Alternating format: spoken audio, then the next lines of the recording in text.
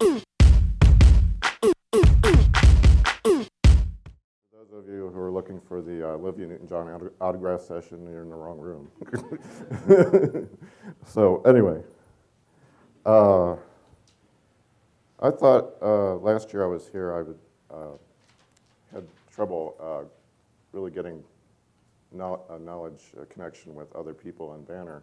So I thought, well, I'll just show them what I've done in the last year or so, and maybe we can create a little discussion.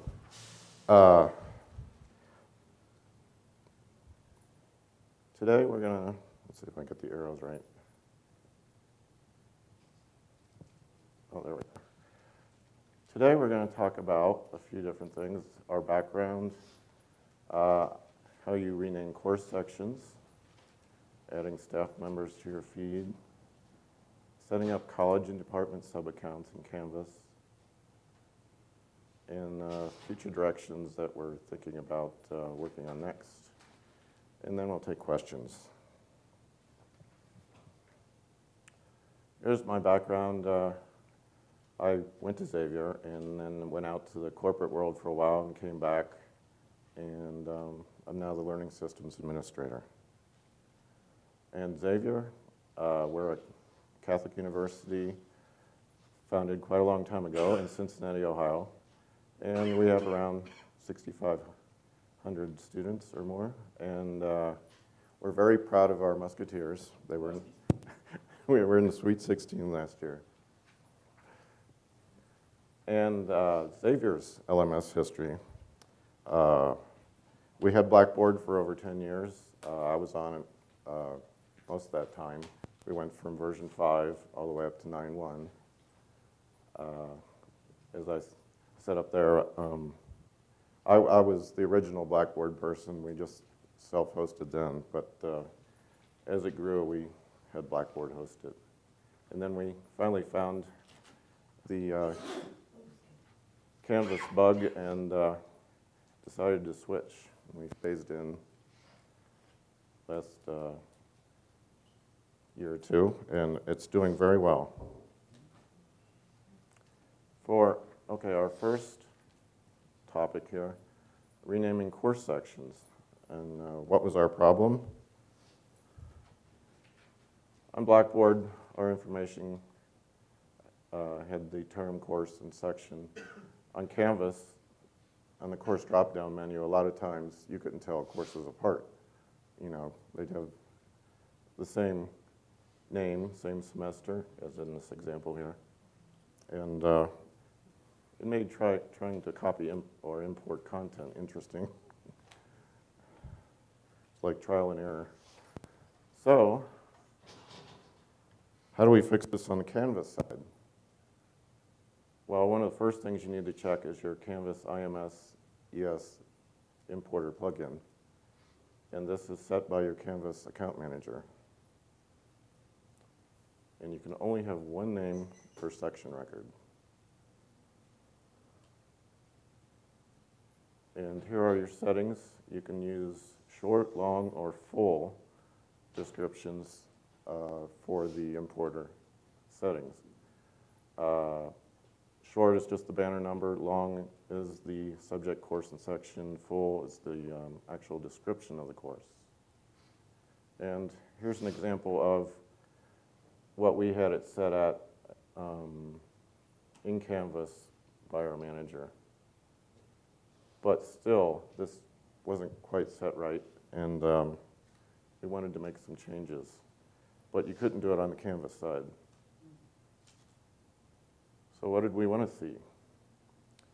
On the instructor course list and search, we wanted to add more or less the long plus the full name. And at the top of each course, the term plus the long. That way you could tell, even if the course looked the same, it had a little more information to differentiate them. Here's an example of how we wanted it to look inside the course. We had the term plus the long name appearing up there at the top. On the Course details screen, we had the long plus the full showing up under name, and the term plus long in the course code. The long plus the full would be the description that would show up on the instructor's course list. So most of them don't like to deal with the numbers. So, and here's another example within the course section page. That would be term plus long.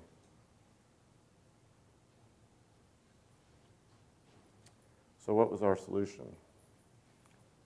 And I'm going to get a bit detailed here, so I hope you all know Banner.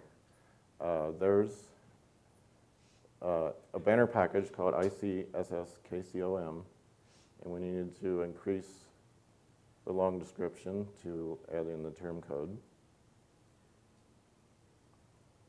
And we needed to increase the full description to add the old long to the old full.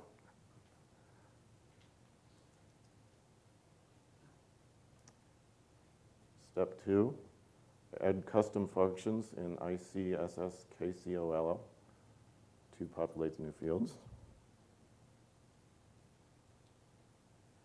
And we just tagged our XU on front so we could differentiate them from the existing code.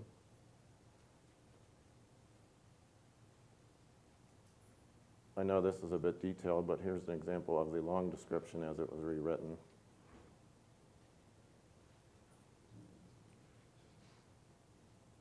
That's straight from the Banner code. And here's the full description rewrite.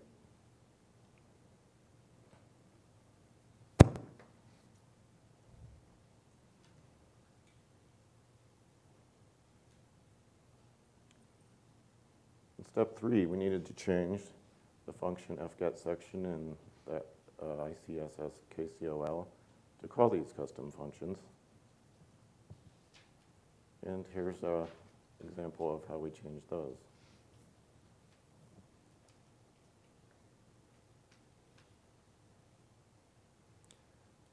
And once you have all this code set,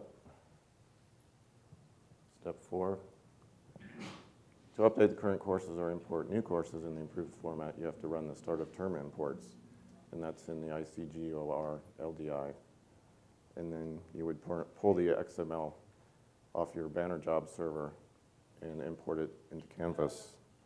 I'll cover that more later.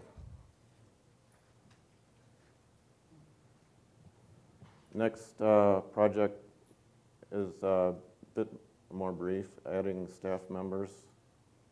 What was the problem? We had all our faculty and students loading to Banner, from Banner to Canvas fine, but we had some staff members, such as department secretaries or whatever, that needed to be in the course so they could help out their instructors and whatever else. So, but how did we get them into Canvas? Our solution, we needed to modify the Banner ICS PK LDI package.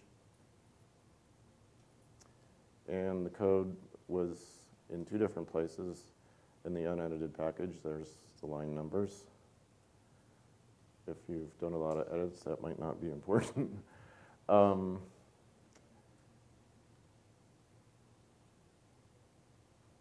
There you go. If the person has a student or faculty role, you have to set this flag.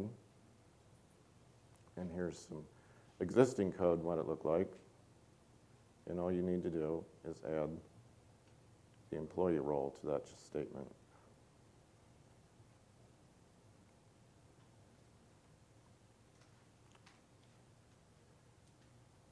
And then once again, you would run your ICGOR LDI to import the new data into Canvas. I have a question. Yes. So you brought in all employees, all staff, Yes. whether they needed it or not, right? Yes. Repeat the question. Oh, I'm sorry. She wanted to know if we brought in all staff, and the answer is yes. There are many occasions that we came upon that people from different areas of the university needed to be in there, whether it was for like I said, the secretary helping out the department, or whether it was just somebody that wanted to sit in on a class to help out.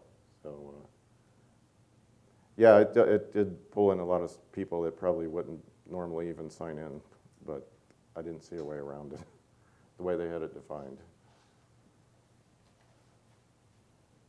So next, I want to cover setting up college department and sub-accounts. What was the problem? Well, with Blackboard, we were familiar with that the most, and we loaded everything from the section level. With Canvas, you need to, if you wanted to add more than just one base, like Xavier account, you needed to add from the course level.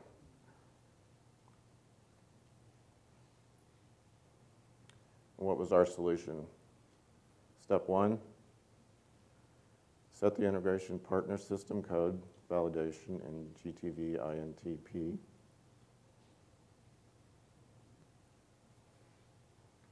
And there's an example of that. As you can see, you can add any integration partner you want in there.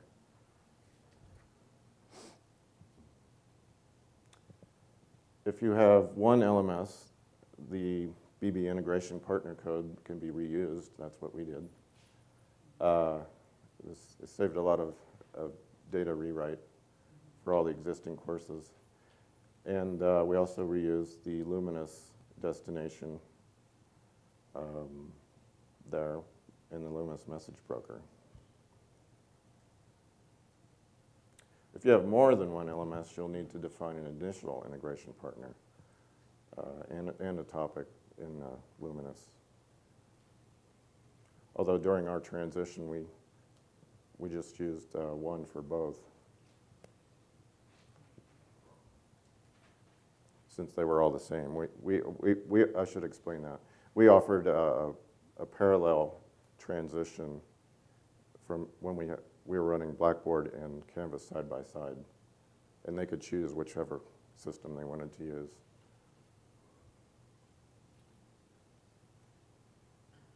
Step 2, set the integration partner system rules in GOR INTG.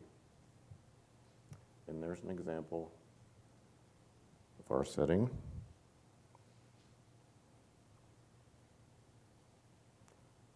I thought I'd throw this in here. This is a view of Luminous and the destination topic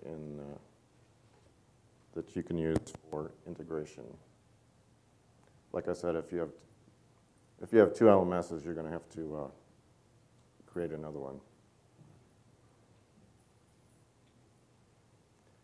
Step 3, check existing banner course data in SECT. Set the integration partner code for all section levels of the course here. For Blackboard, that's all you needed.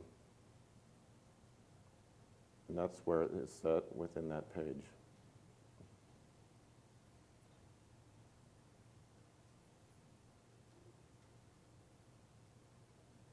Step 4, for Canvas, more steps were needed because we didn't want all our classes in one sub-account. You have to enter the course level detail information in SCADETL by clicking on the Integration Partners tab and adding your code. And there's an example of that.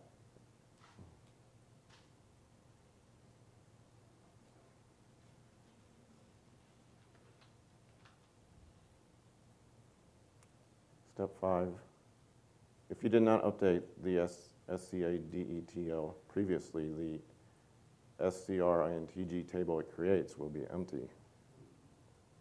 And that was our case since we did everything on the section level. How do you fix that without going through each course individually? Well, I did some digging with Ellucian and finally got this out of them. You can apply an API that they have. It will populate the table, and then you can set it to run periodically if you want. Or you could go back and have your registrar change their method and fill it in for you every time they create a new one. But I decided to be on the safe side and just set it to run periodically. That way we won't miss anything. Yes? So it will grab the section off the sec form, and then if there's no partner code on this Cadillo form, it'll just put it in there for you? Yes. Yes. You can set that in the API. Yes, I did an update on the tables for that and we went to the, okay. Yeah, you can do many things with that API, delete, add, and all kinds of things, but it's very helpful. And they didn't tell me that up front, which was kind of frustrating. Step 6, use GOREQNM to activate loading events, colleges, departments, and courses. Here's an example of that form. You'd click on the target system and select LDI, which is Luminous Integration from the list. And you'd go in here, and as you can see, we did not have course, department, or college checked. So we needed to reset that.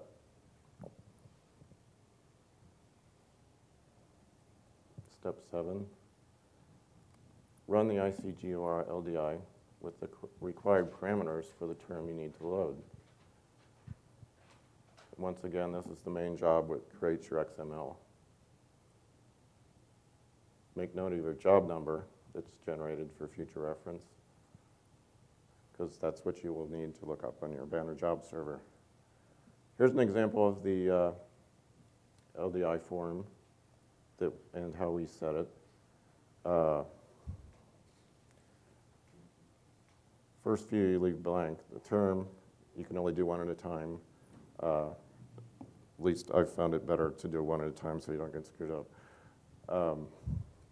So you got the 6-digit term, you got the Y to extract the colleges, and we used an F for academic departments only, and an S for specified courses in a select term.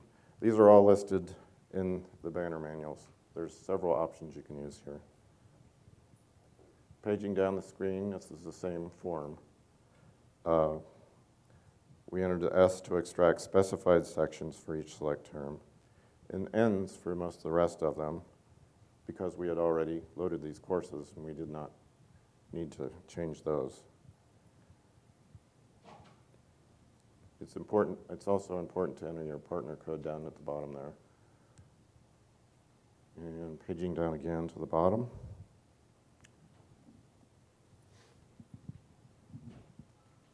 Step 8, check your Banner job server for the XML file that was created that you noted earlier.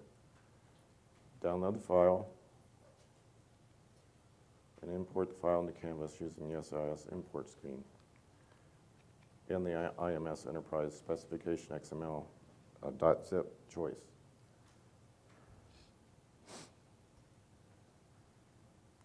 Step 9. You can now check your Canvas subaccounts for file structure creation. It should have reformatted your classes. It does not change the classes, it will just move them. And if the courses went for the imported term were previously in one base account, they'll be moved to their respective college and department. Step 10. This is a little frustrating tidbit I found. Since Banner doesn't make the distinction between active and inactive courses, you're going to get a little bit of garbage, like empty colleges that are no longer used, or departments.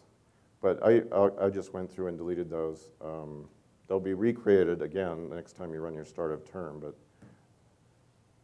since there's not that many with us, I could live with it. Here's an example of how our layout was created. Previously, everything was up in the Xavier University account. Now we can have them all broke out and make reporting a lot easier. Future directions we're considering. Using Banner, I'm sure you might be aware of this. We have start, end date, and date time issues. It seems that Banner likes to use Greenwich Mean Time. If there's a setting for that to change, I'd like to know. I haven't found it. Also, we'd like to add instructional method to our course names somehow. We have online courses, blended courses, traditional courses. That would be very helpful. Also, canceled courses, and I'm talking about canceled before you bring them over. That would be nice to know. Our registrar seems to have various ways of marking that, and it's not very consistent. Other courses that are not used, like transfer student courses that are created by the registrar just to put on somebody's record, they aren't real.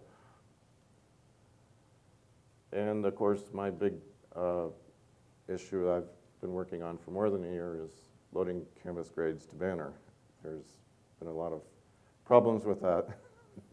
I've met a few people here at the conference that have had success with it, and I certainly want to follow up with them. I know Canvas gave me a guy at Utah State, Blake Rich, and he has been very helpful. So, here's some manuals you want to look at from Ellucian. I got a lot of use out of those. And I should say, on Luminous, we rebuilt our Luminous server to just be for integration. We don't have the web component on it at all. It just caused too many problems. So, do we have any questions?